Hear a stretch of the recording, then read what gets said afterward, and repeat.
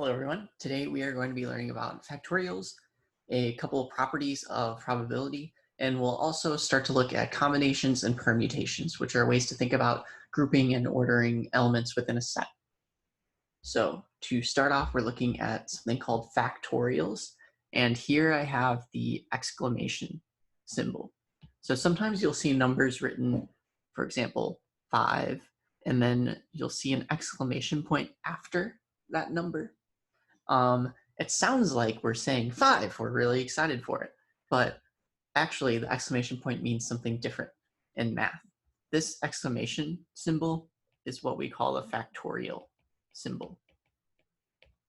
And what a factorial is we start at the number to the left of our exclamation symbol, we start at 5, and then we are going to be going down by 1, so 4, 3, 2, 1, all the way until we reach 1. And we're multiplying all of these numbers together. So for example, here we have 5 times 4, which is 20, times 3 is 60, times 2 is 120, times 1. 5 factorial is equal to 120. So whenever we see that exclamation point, it means we are going to be multiplying all of the numbers when we start with that number, go down by 1, all the way until we reach 1. Another example, 3 factorial is 3 times 2 times 1. So 3 factorial is 6. And we could also have larger factorials like 9 factorial. And then we just list them all out. 9 times 8 times 7 times 6 times 5, 4, 3, 2, 1. So factorial just means we're multiplying all these numbers, decreasing by 1 up until we reach 1. Okay, a couple more notes about factorials. So we can write factorials with variables, and it just means we're going to start at whatever number or value that variable is, and then keep going down until we get to 1. So for example, we could write n factorial like that. And what it means is we start at n, we multiply it by 1 less than n, we multiply it by 2 less than n, depending on how big n is. And then we keep multiplying until we finally get down to 1. So maybe 2, and then 1. So when we talk about n factorial, we're just representing some unknown integer for n. And we're saying whatever that is, we're going to take it and we're going to take the factorial. An example would be if we set n equal to a number, like n equal to 7, then we would start at 7.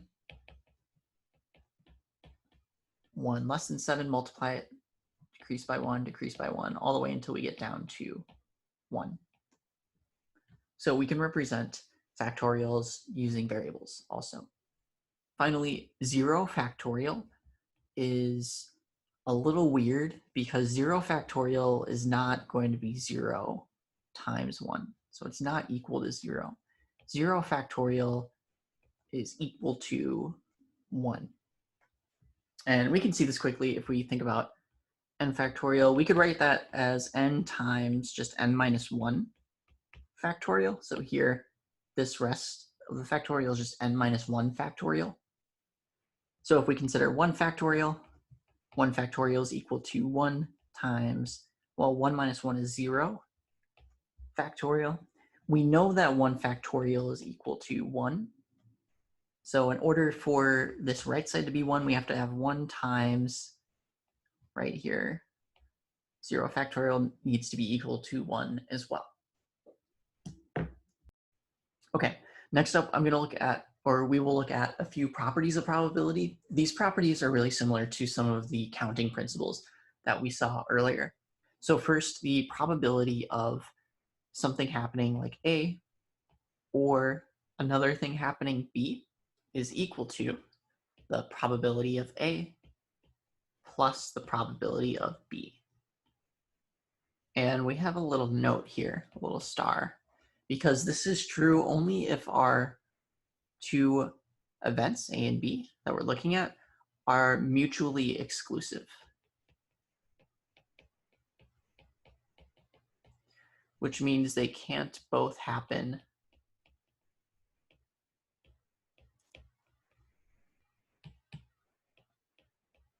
at the same time. So, for example, looking at these dice here, the probability of rolling a red 3 or rolling a red 6 is going to be all of these, all of these. We have we have 1 out of 6 plus 1 out of 6. So I'm just looking at the red die for now. We can add these up to get 2 out of 6 or 1/3. And we can do that because rolling a red 3 and rolling a red 6, these are mutually exclusive. We can't roll a red die and get a 3 and a 6 at the same time. An example of two events that aren't mutually exclusive would be rolling a red 2 or a green 1. So a red 2, if we consider our entire table, are all of these. A green 1, we have all of these events. And then we run into an issue because here we have an outcome that we counted twice. So here we have both a red 2 and a green 1. So we can't just add them up. So this is the issue we ran into earlier with our counting principles. If the two events are not mutually exclusive, then we have to make sure that we subtract the intersection of these. And we'll look at this a little bit more later too. Our next principle is looking at the probability of A and then B.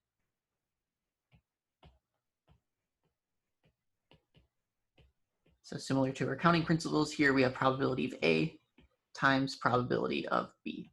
And one thing to note, the and then here means that B happens after A.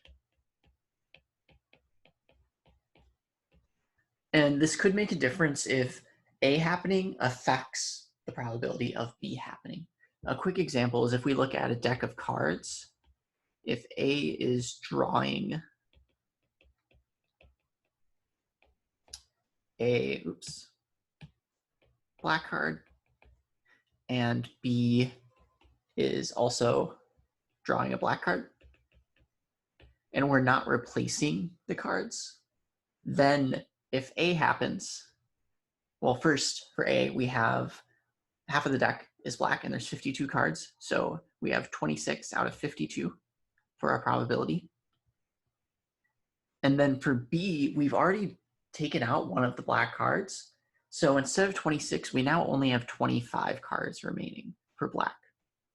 Also, in our entire deck, our sample space, we've taken away one card, so we only have 51 cards remaining.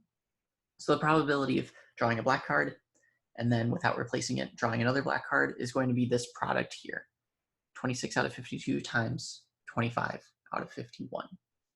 So sometimes we have to watch out if A happening affects the probability of B. If it doesn't, then we can just multiply those two probabilities. For example, if we were replacing the cards, or if we are thinking about rolling dice and rolling the same dice, same probabilities. Finally, our last property is the probability of something not happening. So the probability of not A is equal to 1 minus the probability of A. So a probability of 1 means all of the outcomes, the entire sample space. If we subtract the probability of A, then everything else is going to be not A happening. So a quick example is if A, in this case with rolling 2 dice, is having a sum of 3 or less. So we can see that there are 1, 2, 3. There are 3 outcomes in this event. Probability of A in this case would be 3 out of 36. So we have 36 total pairs. The probability of not A, which in this case is having a sum greater than 3. Instead of counting all of these out, what we can do is take 1, subtract 3 out of 36. So we have 33 out of 36 outcomes in this event. Probability of not rolling of having a sum greater than 3 or not A. So we can take 1, subtract the probability of A. Next up, we're looking at two key vocabulary words, permutations and combinations. First, I want to go over some quick terminology. When we talk about a set, we're talking about a collection of,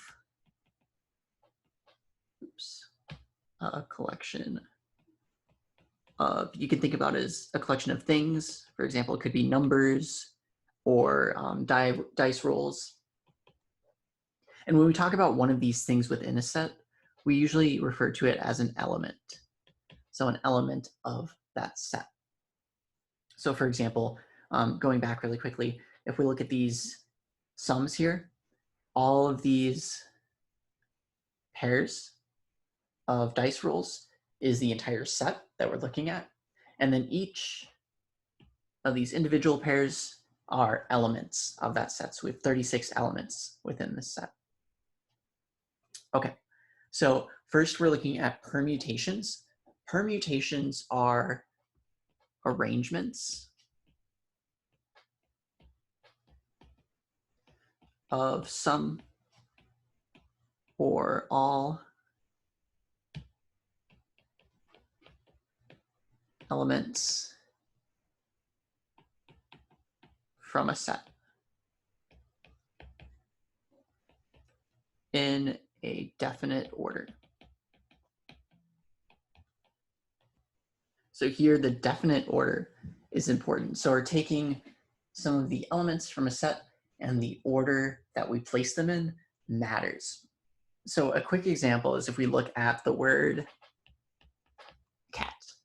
So for the word cat, we have 3 elements, we could say. We have C, A, and T. Those are the letters in the word. The set is just the collection of those 3 letters. Different permutations of this can arise if we change the order of these letters. So cat is one permutation. Another permutation would be if we switch the T and the A. So CTA, that's another permutation. And we can keep going, just switching around the order of the letters, TAC,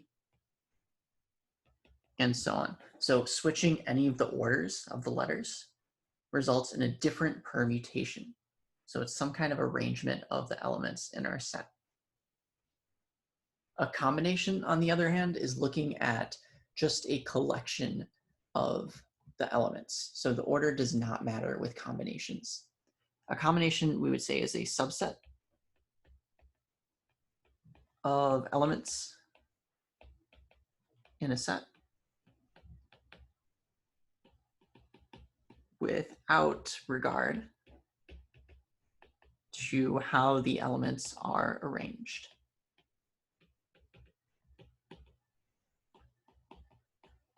So we're looking at a group of things and we're not worried about the order.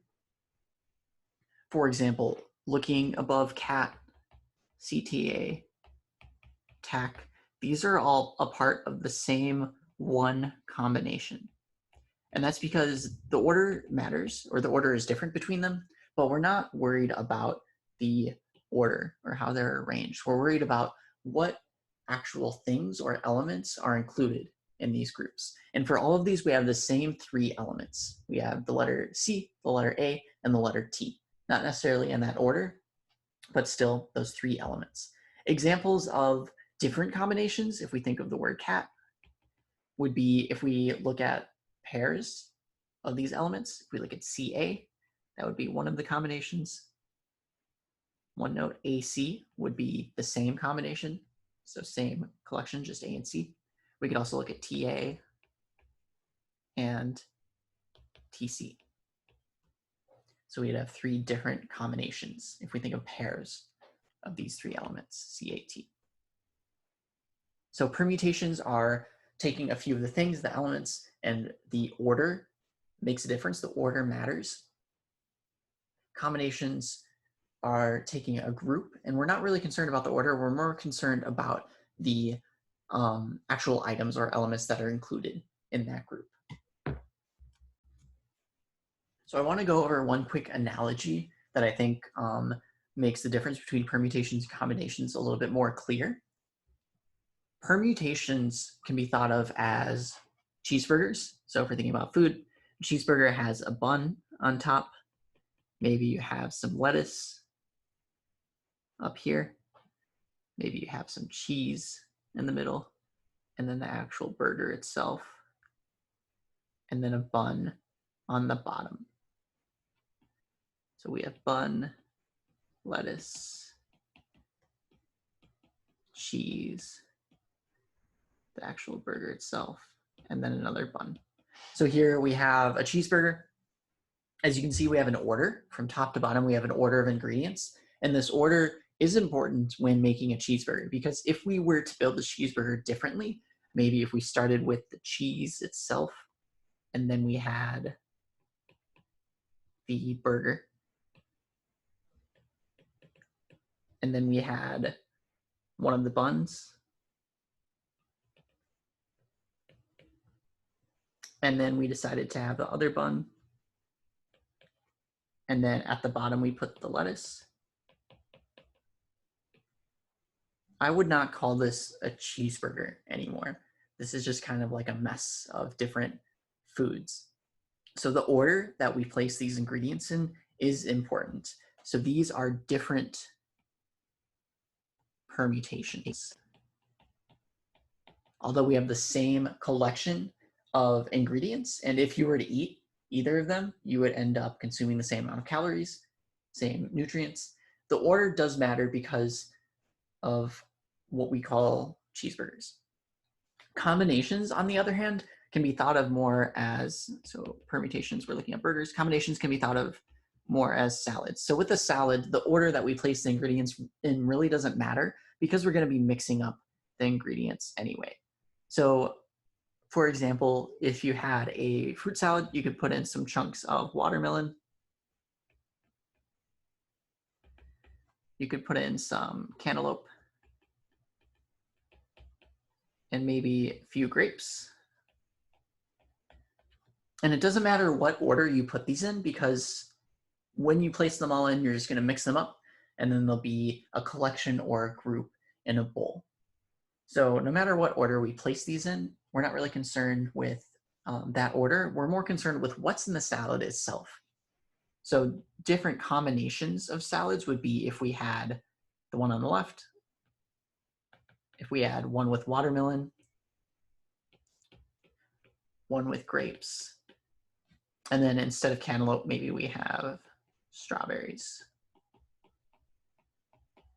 So here we have two different combinations, and they're different because the actual elements or the things in these salads, the foods, are different. So in one of them we have cantaloupe, and one of them, instead of cantaloupe, we have strawberries. So this is, I think, a good analogy to highlight that with permutations, we're looking at the order of the ingredients along with the ingredients, the list of ingredients, whereas combinations, we're just looking at that list. The order does not matter.